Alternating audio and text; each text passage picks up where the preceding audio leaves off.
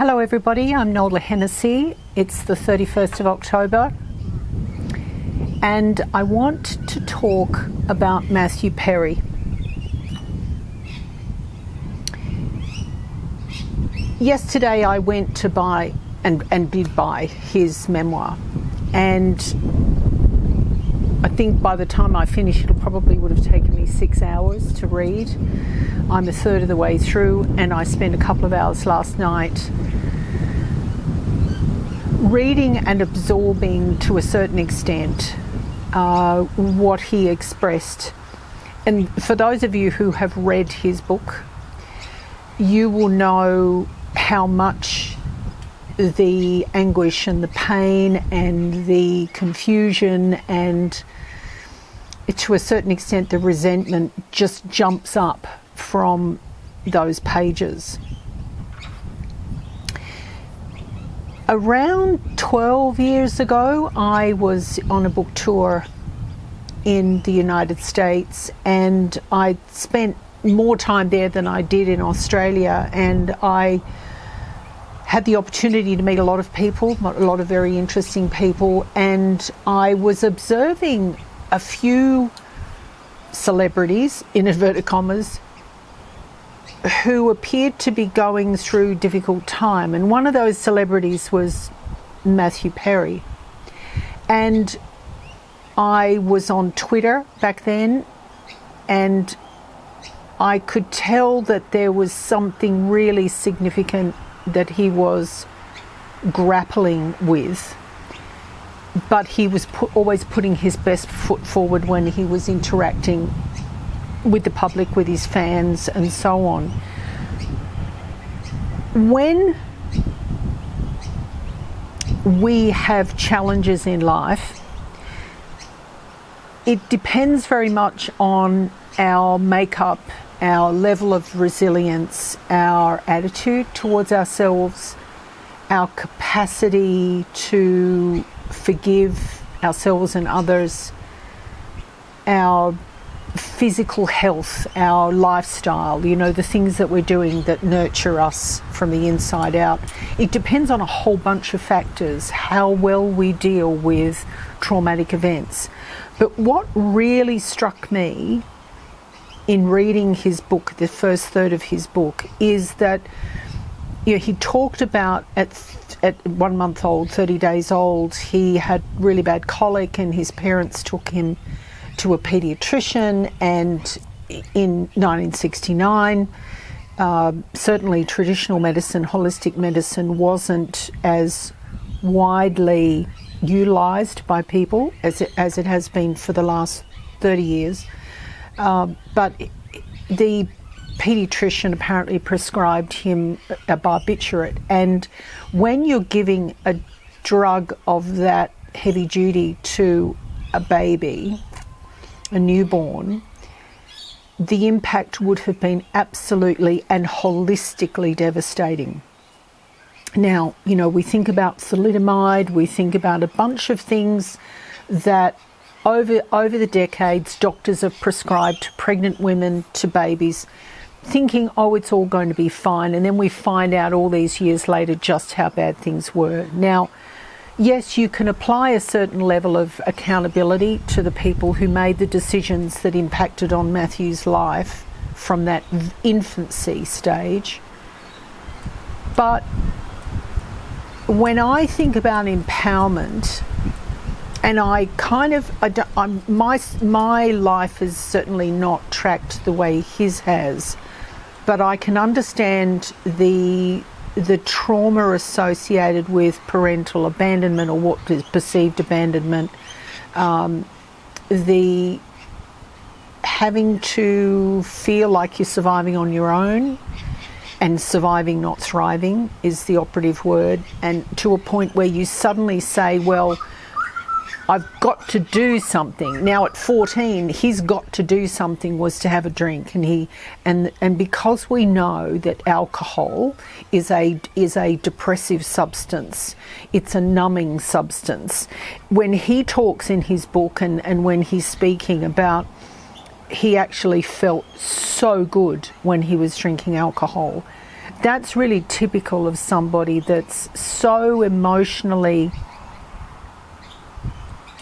not damaged but drained, emotionally screaming on the inside for something to change and not having the power or the control to make it better. When he chose to drink at that young age and to drink to excess, what that did was no different to if somebody shoots up heroin. And I know, I've seen that. I had a heroin addict boyfriend once. Took me 6 months to work out that he was on heroin, but when I realised that it was heroin that he was shooting up, it all made sense as to why he was completely out of it, why he thought, it was all sunshine and roses all the time. And that's what alcohol does. I've known so many alcoholics in my life, and I've also known people who have to drink every day, have to drink for fun. They don't realise they're alcoholics, but they are. And they may never come to that realisation. But Matthew drank, and it created an effect that made him feel like that was a solution. I'm not going to offer any advice to anybody in this situation. I've never been an alcoholic, so I don't know what that addictive aspect is like, but I've witnessed and been around and been very closely associated with alcoholics and drunks. And there is a lot of synchronicity in the behaviours and the attitudes of people that drink to excess, that choose to drink in order to find a level of happy to start from. But what I will say, and this comes from having had a clinic and being highly qualified in natural therapies, being an accredited practitioner in traditional medicine during the 1990s into the early 2000s. I am a qualified clinical hypnotherapist. I have done so much rehabilitation of people back into their workplace, into their family situations. I've studied behaviours ad nauseum almost, and applied my learnings across all of those things, and that's just a part of where my qualifications lie. But I've applied those learnings across totally different scenarios, but there are some commonalities, and what I want to draw out are the commonalities. When I talk in my first couple of books about letting go of baggage, growing beyond fear, these are chapter headings, mind you, from No Boxing Allowed, my first book. Understanding and being able to harness and channel your personal power in positive ways. All of those things actually rely on somebody holding a mirror, up in front of their face. And it's at some point in their life, whether it's in their teens, in their 20s, in their 30s, in their 60s, when they're 80, it doesn't matter, holding up a mirror and saying, I don't like what I'm seeing and I need to change it. Or I don't like what I'm doing and what I'm saying, and I need to understand why I'm doing and saying those things, and then I need to change it. So there's a point of self-realization. It's an epiphany moment that comes. Now, Matthew in his book obviously has had multiple epiphany moments in his life where he's joined the dots back and looked perhaps at root cause analysis. But he does talk about when he was in one of his stints of rehab that a spiritual advisor did say to him, it's not your fault. And that's interesting. Contextually, we don't actually know the full picture. So we don't know why that advisor said that in that setting. But we do know that there are things that happen in our lives that oftentimes we don't deserve. We resent having happened. We do have that moment of saying, jeepers, why did this happen to me? Why did it have to be me that copped this? But there are, on the flip side, there are those who will say that everything is given to you for a purpose. Well, I actually don't agree with that. I do know that things happen at a certain time, in the right sequence and for a reason, but the purpose, when people say, oh, you wouldn't have had that experience unless you were meant to have that experience because you needed to correct path, that's actually wrong. When we make decisions and we're in control, we actually define how our lives will go. Now, Matthew made decisions to drink, made decisions to take drugs, made decisions to act out certain behaviours, and so his life tracked from that point. When we have somebody else's decisions imposed on us, though, that's when the hard part starts, and that's where we can say, well, that happened to me, happened around me. Take what's happening in Israel and Gaza. Do those civilians actually deserve and need a lesson from having those experiences? Absolutely not. They're literally caught between a rock and a hard place.